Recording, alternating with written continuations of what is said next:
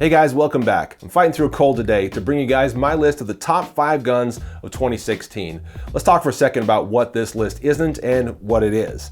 This is not the top 5 guns that came out in 2016. It's not even the top 5 guns that I reviewed in 2016. This is merely the top 5 guns that I had probably the most impressive experience with in 2016. And as I get into the list, I think you'll begin to understand what I mean by that. Now, before I give you that list, moving from number 5 all the way to number 1, let's start off with an honorable mention. This right here is my Savage Mark II. And I don't even remember the name of the particular designation, as there are several different versions of the Mark II. This is one that I picked up from a local classified site probably 5 years ago, and I think I spent $90 on this gun. As you can tell, I repainted it, put it into a nice olive, and this is a Dura-coated flat dark earth. It was originally a spray painted tan, a Krylon tan, along with that Krylon olive on there. I decided in the past couple of years to strip off the Krylon from that barrel and receiver and go ahead and Dura-coat it. In the process, I had an accident in which I dropped that receiver from the place where it was hanging to dry. It actually dropped and landed on some concrete in my garage. And during the course of that drop, it actually busted the accu-trigger that came with the gun. And that's primarily why this gun is hitting the list, at least as an honorable mention this year. The new trigger on this, I'm really impressed with. Obviously, I was gonna fix the gun because it's an awesome gun and I've loved it ever since I bought it. But I couldn't find an accu-trigger that would go into this. Either they don't make them or you just can't find them very easily. Replacement accu-triggers. So I went with this one right here instead. This is the Rifle Basics Sav Rat trigger for the Ruger Mark II. As I got to installing that, it seemed like it was going to be kind of a hard process, but once I got into it, it wasn't too difficult. And after I took it out and test fired it a few rounds, wow, I am really impressed with that Sav Rat trigger on the Mark II. It's arguably better than the original accu-trigger. And for that reason, this is making the list as an honorable mention. It's been a really fun gun to play with this year. Haven't gotten a lot of footage with it, primarily because I take it out with the kids and I generally spend more time coaching and shooting than actually filming when I take them out. But it's a fantastically fun gun to shoot, and with that new trigger in it, it's even more special now. Now let's get to number 5 on the list, and that gun is this one right here, the Romanian TTC Tokarev. And this is a gun that I actually have not shot a whole lot this year. However, it's still a super impressive gun to me. It shoots the 7.62 by 25 cartridge, which is a really impressive cartridge. Now, that cartridge is not super affordable and it's not super available in lots and lots of different varieties. You can get it from a handful of different brands and it's usually around the same price as 45, maybe even a little bit more sometimes. But man, that thing has got some velocity. So that round alone is primarily why I'm loving this gun right here. The gun itself is very affordable. This one came from J&G Sales. It's one of the ones they sent me as a tester to try out. And I've been super impressed with it, as I said before. But if you buy this gun, it's somewhere around $200, really affordable. Then you can get into some of that ammo for not a whole lot of money. And again, the value you get for the velocity and the power that comes with that round, that is so cool. Inexpensive gun, slightly more expensive round, but you put the two of them together and man, you've got a cool package.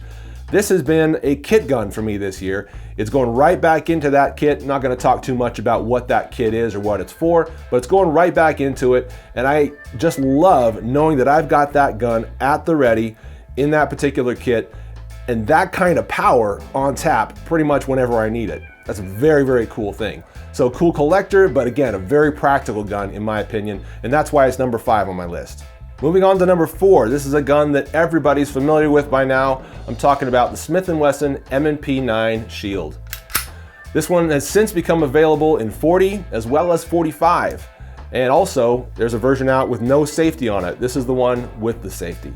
So I bought this early on when it was first released. I think it had been out for maybe a year by the time I got it. I've loved it as a concealed carry option.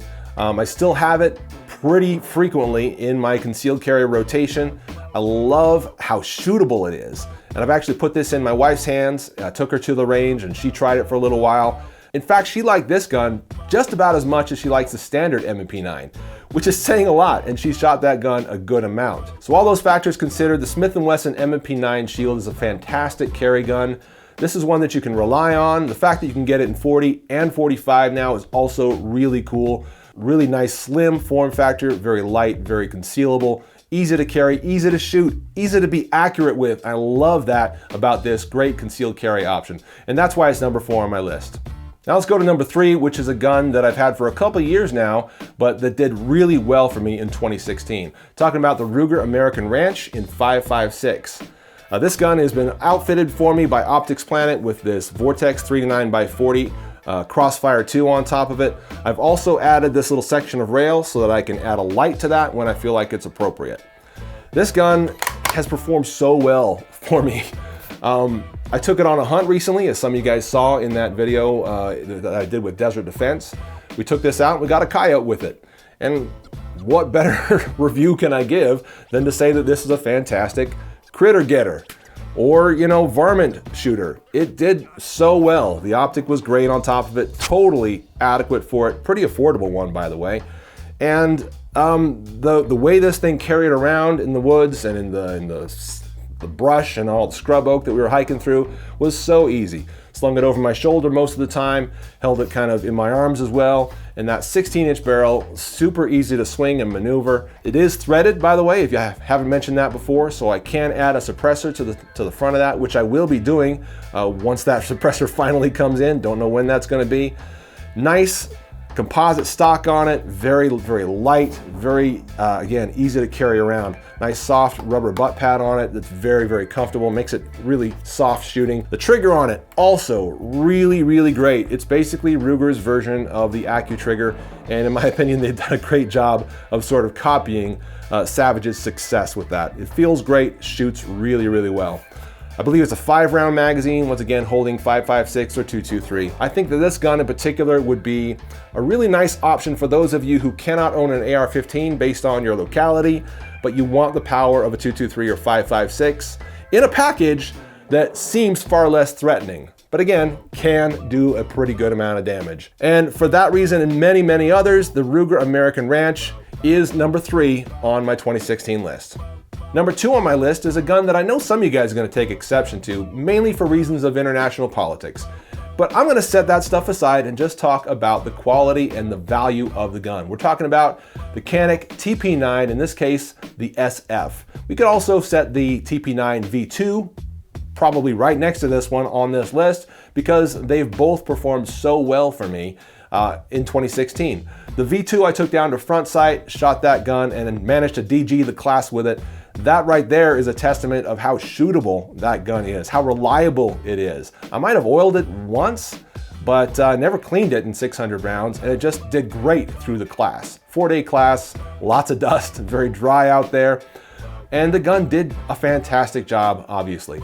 This is a great home defensive option. It's a great sort of go-to-war pistol option. If all you want is a nice high capacity 9mm, and you don't want to spend a lot of money, but you want it to be reliable, and those are your primary criteria right there, look no further than the Canik series. Either the TP9 SF, the V2, both of them are very good in my opinion. As I said before, they performed flawlessly, and I just love shooting them. I take this gun out almost every time I go because I love it that much. I put it into the hands of so many new shooters. This is a great option for that, one that you don't have to worry too much about because you only spend around $300 to $350 on it in the first place.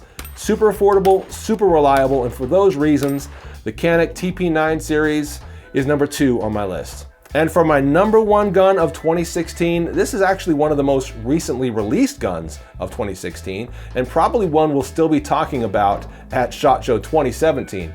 Talking about the Ruger LCP-2. I was pretty impressed with this gun when I first saw it, and when I actually decided to buy it, which I should have done a lot sooner than I did, I was very, very happy to have bought it. I've been carrying the standard LCP around for a good little while, a year or so, maybe a year and a half, and it was a super easy gun to carry in pocket. As most of you guys know, those of you who own it or have tried it or have friends who shoot it or own it, you know that it's an extremely easy gun to carry. You slip it into one of those little pocket holsters, drop it in your pocket, and it stays with you all day long. You hardly notice it's there. The LCP2 has all of that. It conceals just as easily. It's just as comfortable to carry. At about 1 ounce heavier, the difference is absolutely negligible. There is some slight difference in the thickness of the grip right here, but in my experience, in my opinion, it makes almost no difference in pocket. However, when you're shooting it, it makes a world of difference in how comfortable it is to grip. I put this in my wife's hands. She liked it better than the original LCP. I shoot far better with this gun than with the standard original LCP. A lot of that has to do with the fantastic trigger on it, which feels so much nicer than that long double action trigger that we felt before. Sights on it are slightly improved over the standard LCP. The fact that it locks back, huge improvement over the standard LCP. On top of all that, the price has not gone up all that much. I remember the original LCP being $300 not that long ago. This one came out at 300 bucks, and I managed to pick this one up at, I think $269 or so. It's super concealable. It's kind of like the Ultra Pocket 380 at this point. In my opinion, if you're interested in a pocket gun or you've been interested in a pocket gun, this is the one to get. Sure, there's lots of other ones out there, but I can't see any of them beating the performance of the Ruger LCP2. And that's why it is #1 on my list of guns for 2016. Well, hey guys, thanks so much for sticking around and watching this video. I wish I could have gotten it out sooner, but better late than never. I'm gonna get over this cold at some point and hope to see some of you guys down at SHOT Show 2017. I'm a late Boy Scout. Thanks for watching. We'll see you later.